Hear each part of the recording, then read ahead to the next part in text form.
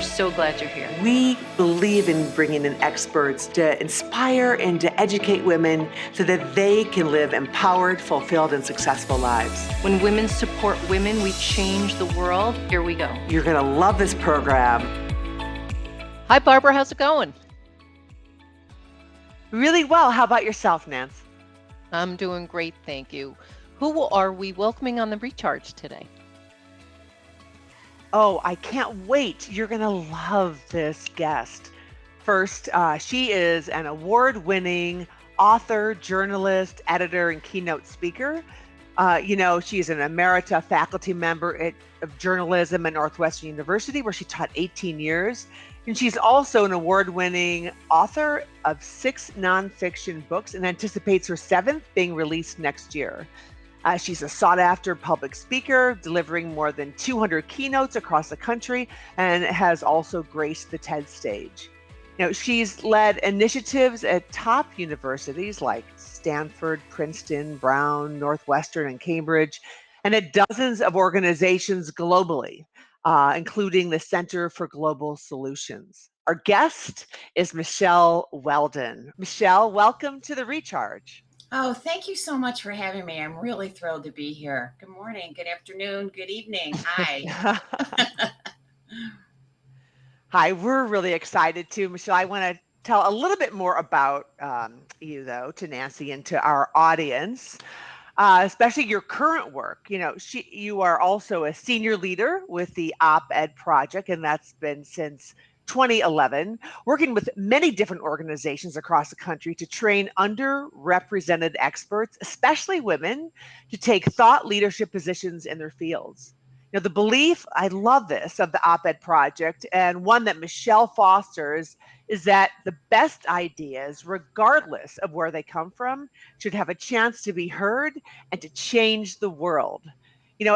There are so many dimensions of Michele's personal and professional life that I respect, but I want to call out a few that really stand out to me. One is, Michele, your willingness to be vulnerable as a writer and to speak your truth. Also, your ability to engage and inspire your audience as a keynote speaker. And then really as your generosity in using your talents as a writer, editor, journalist to train and coach others to find their voice and produce their best work. So thank you for all that. Thank you for that great introduction. I appreciate it. Absolutely. So let's get started. I know when we had some initial conversations, we mentioned that our theme this year is really designing and living your brilliant life. And so tell us a little bit about your journey. What's been your path to do just that? And also what you've decided to shine a light on for yourself and others. Well, thanks for that. Yeah, I've had a career over the past 43 years, mostly in journalism, but now it has a larger umbrella in storytelling and truth telling. I spent the first 10 years of my career after getting a master's at Northwestern in journalism in newsrooms, in magazines and newspapers in Chicago and in Dallas, Texas.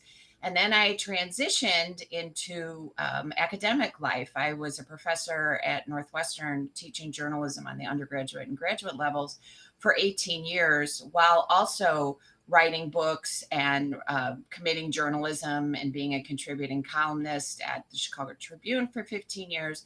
There's been a lot of overlap. And then as you mentioned, since 2011, I've been with the Op-Ed Project. And also in this part of my career, I'm also editorial director at Take the Lead, a nonprofit for women's leadership. And I'm continuing to write books and also to do my own commentary. So it has morphed into 3 acts. I don't know how graceful the transformation has been, but there definitely is an arc to this. And I'm finding this part of my career exceptionally fulfilling and really rewarding for a lot of the reasons that you mentioned and who I get to work with and the mission that I purport to fulfill. And so how did you really lock in as a writer to the power of storytelling? And also, Mm. what's the inspiration to help others tell their stories? So I have a really, really corny story about how I got into storytelling. I had my own newspaper when I was 10. It was called the it was called the Juvenile Journal. And That's and it was great. a typed monthly newsletter that I typed, and I had a hectograph machine that my father had bought for me. And that was, I don't know if you could recall, this was pre Xerox. It involved gel and carbon paper and blue ink. And I had about 50 subscribers for 50 cents a year. And I Oh, wrote about my family, my neighborhood, my school, what was happening. I illustrated it, and I had a paywall, and my father mailed out the subscriptions each month. And uh, about a year or so later, I told him how proud I was of myself. And he said, "Well, actually, you're not doing so great. You have never paid me for postage." So, so I thought I will stick to the stories. Instead of babysitting as a teenager, I wrote for the local paper. I was paid $25 an article, which was a huge amount of money for a 13-year-old. And then I went to journalism school and undergrad and grad at Northwestern. And while I was there as an editor at the university paper, and also freelanced for major publications, and just loved that work.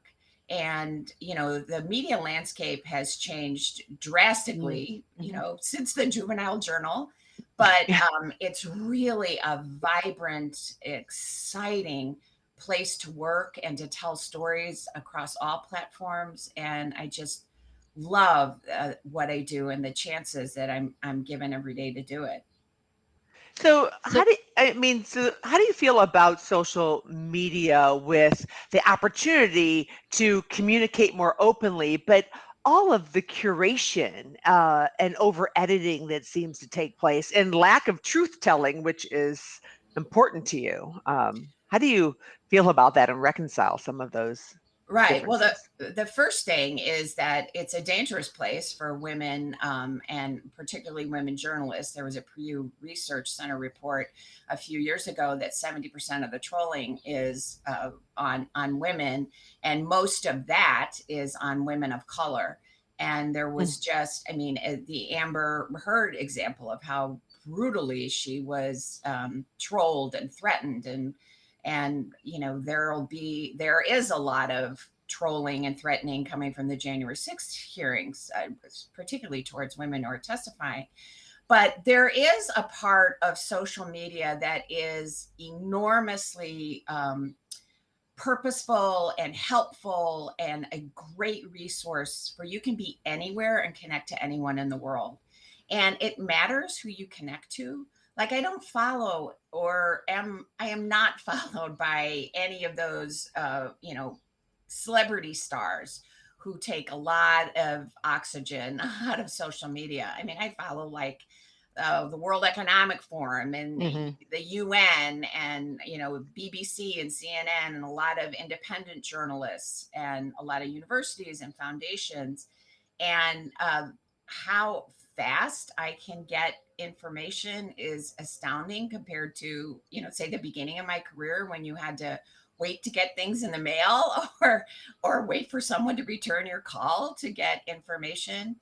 It just is really a lively, vibrant place. And I don't engage in any of that cruelty or negativity. And when I get trolled, which is often when I write about issues of Mhm. gender and equity, I report them. And if they're Right. silly enough to say where they work in their Twitter profile, I report them to their bosses, and I demand apologies. So, yeah. So there Oh, is that great. negative side, and there is a lot of disinformation, but it does matter who you follow. And that doesn't matter as much as who follows you, because you can control that and block people. But I think social media is a great place to get information from every corner of the world. So I would Yeah. argue for it rather than against it. And it's interesting, Michelle. What I hear you saying is that the whole storytelling and writing has been part of your DNA from almost infancy, 10 years old, Right. and which is just so inspiring. And I'm curious about what inspires you to push the boundaries and be more of who you can be and to serve. You talk a lot about the importance of truth and telling the truth in storytelling and not over editing it so that it's less truthful. What inspires you to push those boundaries? Well, I mean, in my own experience, I've written two memoirs. The first memoir I wrote was called I Closed My Eyes. It came out in 1999. And that was an extreme act of bravery for me because I wrote about being married to a man who was physically violent. And I had had a decent career until that point for newspapers and magazines, and had a recognizable byline. And a former friend who was a Pulitzer Prize winning journalist said, "Do not write that book. You will have victim on your name tag for the rest of your life." And I did not listen to her. Instead, that book opened up the possibility for me of what telling the truth can do, not just for you or for your career, but to anyone who listens to Right. the power of your voice.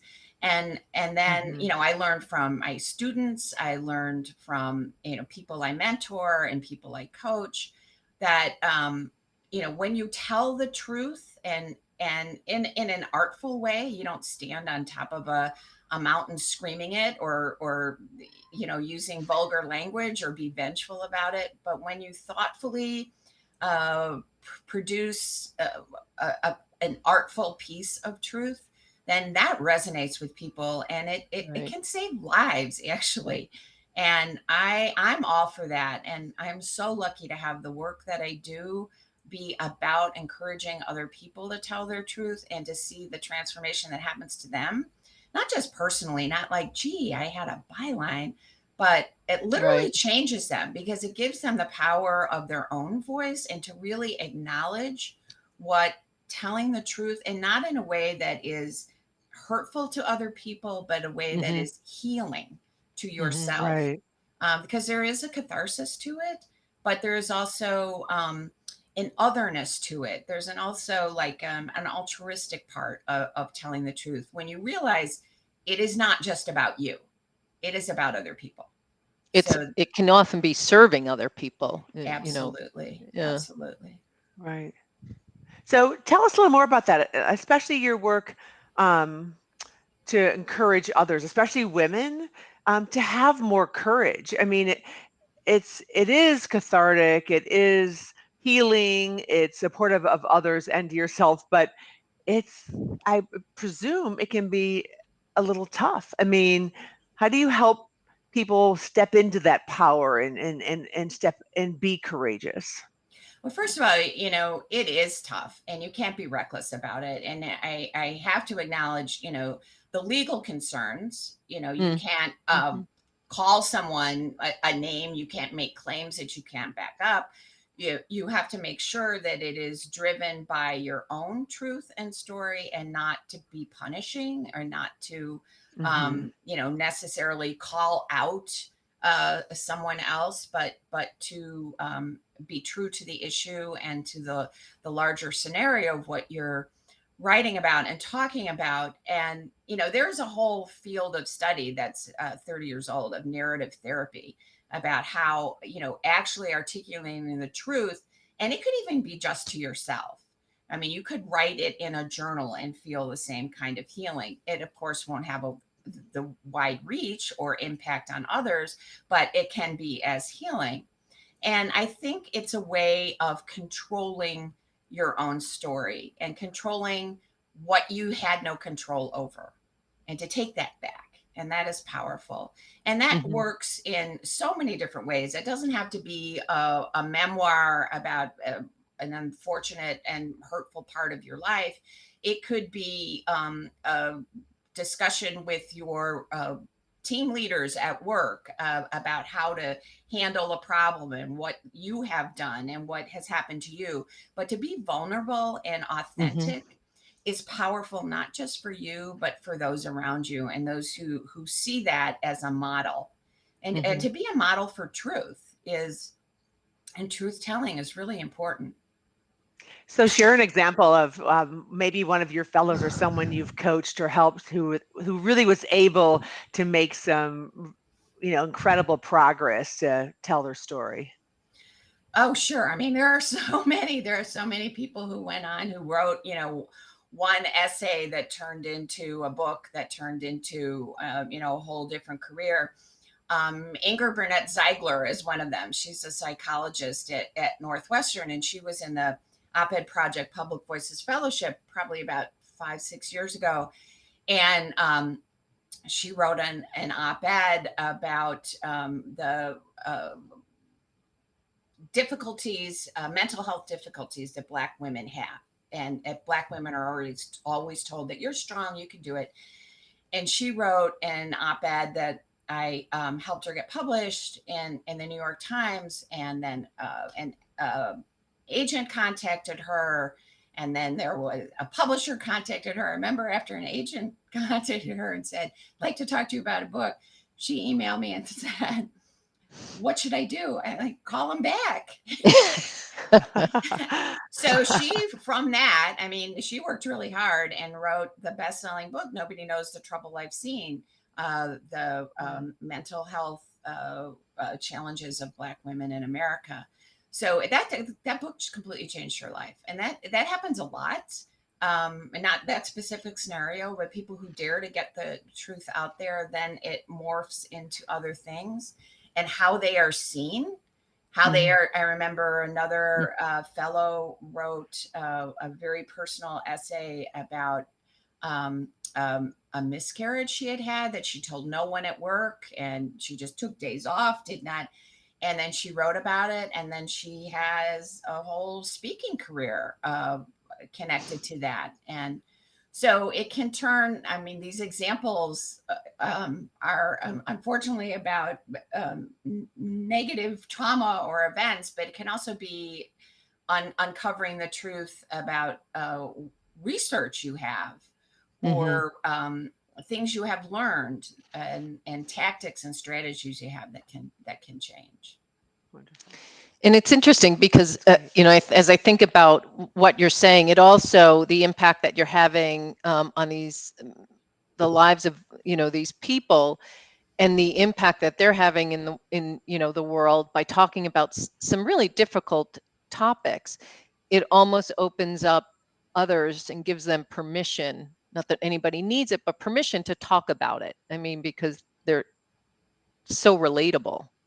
That's right. I remember, and this is kind of funny. I remember I was on Oprah for my first book, and like everybody saw that back then. That was in 2002, and a student came up to me in the hallway and said, "Professor Weldon, I had no idea you had a past." And it was like, oh, oh honey, everybody has a past, but it was just, it was funny because she just could not see me as a real person.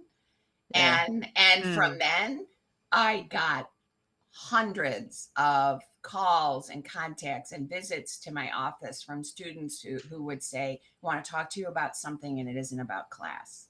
So, Right. I became a connection for a number of them, and that I was really proud of, and still am, and still have that connection to people who encounter the book in some way.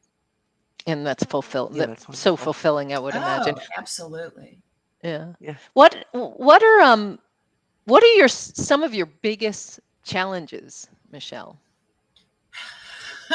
As I take a deep breath and sigh. The workplace has completely changed since Sure.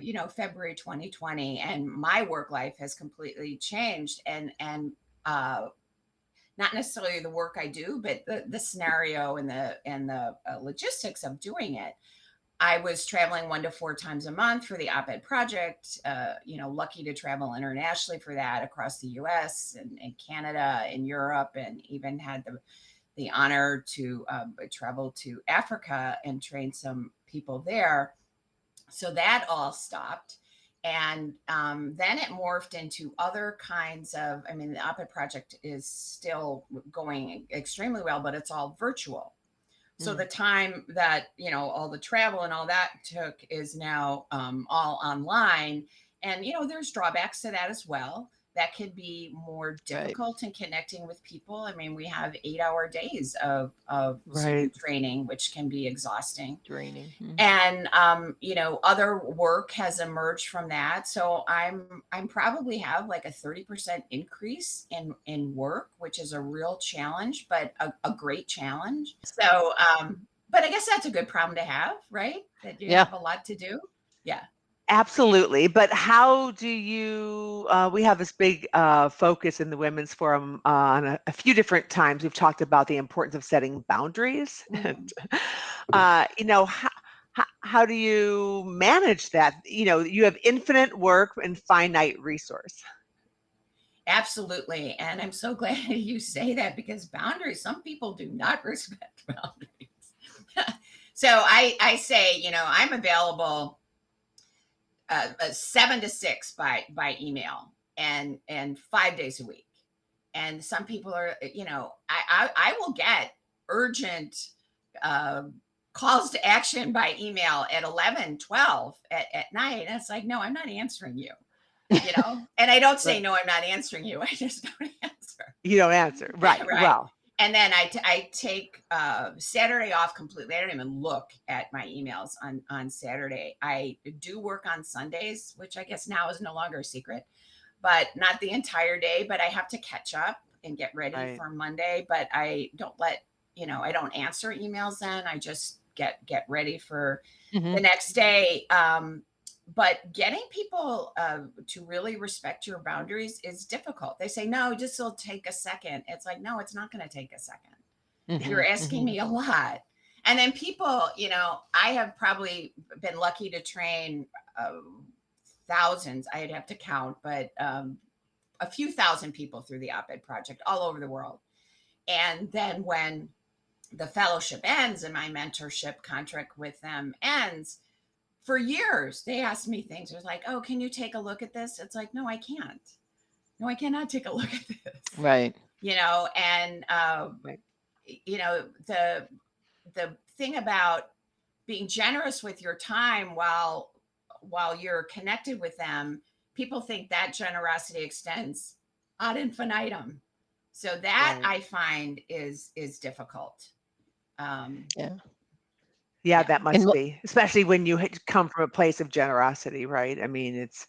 I was just going to say that. But again, that's that healthy boundary, right? You have so many talents, Michele. So, but what would you describe as your superpower? I think telling the truth in a way that resonates, and that. It's not like regurgitating your grocery list. I mean, that's true, but that's not truth. When you are, in a way that is that can resonate and that is authentic and I said artful already, but I mean that there's artistry to storytelling, and when you tell the truth in a way that will connect to people. I really work on that, and hopefully that is a superpower, because that's my intention, and that's what I love to do. Well, I really was struck when we talked initially about a statement you made, and in this regard, it was about your discernment of what truth needs to be told. That's right. That's right. Because not everybody needs to know everything. And I think what I told you was, I definitely, while my mother was alive, there are definitely things I did not write about. And someone who writes personal essays, at that time I was writing a column weekly. It's like, oh, what do I not want my mom to know? And then, right? It's like there's a whole side there. Right. And then now that I have 3 grown sons, 33, 31, and 28, it's like, what do I now want my sons to know? So I have private sides that I don't write about. That So you that's the protect. discernment Yeah. that I protect, right? Hmm. Yeah, And that really absolutely. nobody's business, right? That's And Particularly then, great. my sons. right, right. In line with superpower, if you ran the world, what's the first change that you would make? Other than clean out Congress, um, is for young people to realize the power of their voice and to realize the power of one person to change something important. Hmm. So I think that because I don't think, I think, it sounds so old person to say the young people today, but I think they have access, unlike any other generation before, to enormous audiences. But Yeah. to spend that energy on dance moves, and sure that's fun, but to put all that time and energy into TikToking things, it's like, wow, you could Yeah. really change your neighborhood. You could really change your family. You could do this. I mean, not that I want to be didactic about what they intend, but I think for everyone to realize the power they have to make a difference and something super important. That's what I would Hmm. love people to know. Yeah, it's almost, And I really agree. I think it's almost the responsibility of the choices you make and some of the ramifications or unintended consequences that can also come, not just the positive, but some of that responsibility you bring. That's right. That's right. I think that there's responsibility for our generation to encourage and support them in doing that. That's right. Um, and That's a good point, so, Nance. so I'm curious, Michelle, that other than not answering emails after 7 and not on Saturdays, how do you find time for yourself and everything that you have going on? And what aside from your work brings you joy? So, a couple of things. I have resurrected my artistic endeavors after a long period of rest, that raising, my sons alone and all that involved in, a really busy career, which I'm still doing, but I no longer have to do as much laundry or make as many meals. So I paint and I sketch and I spend my Saturdays doing that.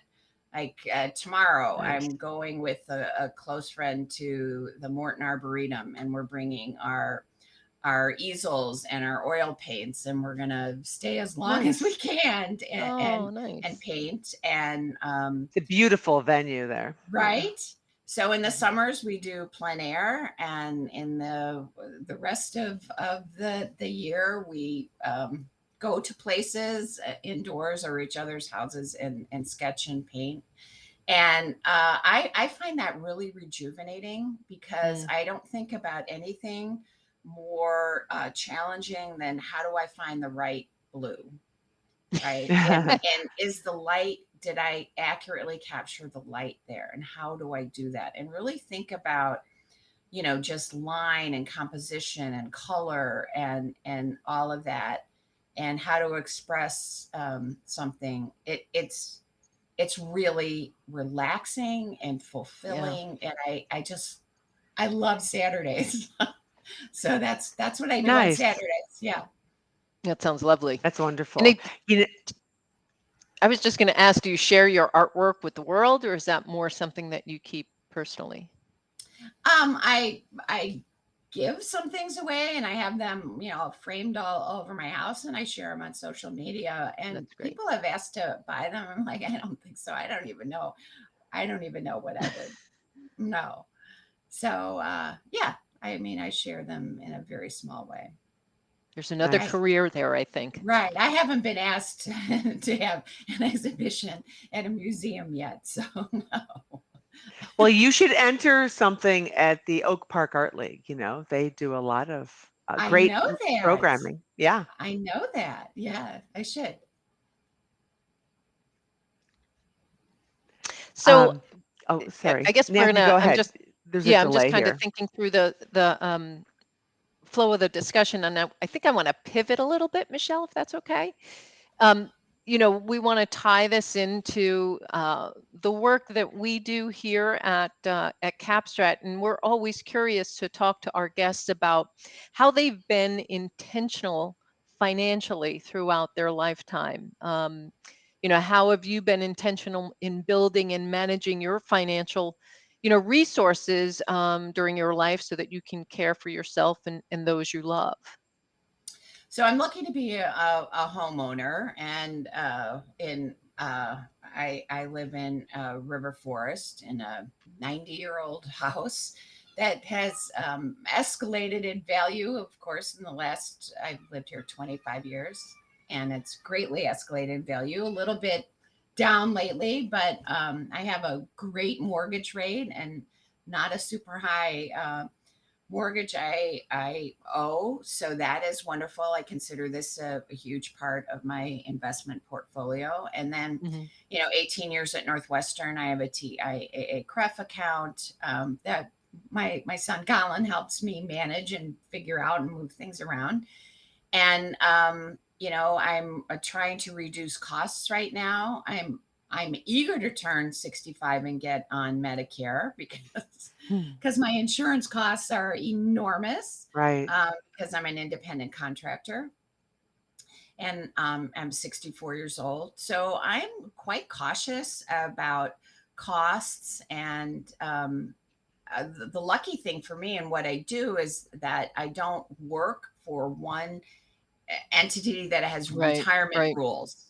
And there are a Right. lot of people in the organizations that I work for that are way older than I am, and they're not being asked to leave, and there isn't any mandatory retirement. So I feel that as long as I want to keep working at this pace, I will be able to. And I feel like with what I have laid out for myself, I feel like I will be okay.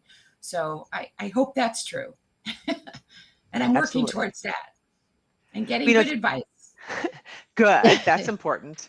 Uh, Nancy and I have been focused a lot on the book from strength to Strength. strength. I don't know Mhm. if you've uh, read that. Mhm. Um, and I think it speaks to the strength. Your type of work, you just get better and stronger at it, right? Because you bring all those experiences that you've had, and you're able to even help others with more of those experiences, and really have purposeful work where you coach and guide others. I think it really speaks to this second half of career life for Right. people. Yeah. Right. Yeah, no, I'm really lucky to do this. I mean, I don't have work that I dread. I mean, there are some parts that I'm not thrilled. I mean, that aren't not wonderful, like invoices. I really, yeah, but invoices lead to getting paid and lead Right. to saving money and all the other things and buying cars and all that. So I feel that the work that I do, I really love it, and it lifts me up.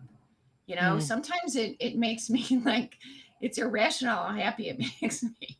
So if I'll help someone get published, somewhere marvelous, the New York Times or the Washington Post or one of those places, the USA Today, it's just like, oh, I know their life will change from that, and it makes me so happy because That's it would not fantastic. have happened without my intervention. I mean, it just would not have, because they Hmm. didn't have the access, and they didn't have the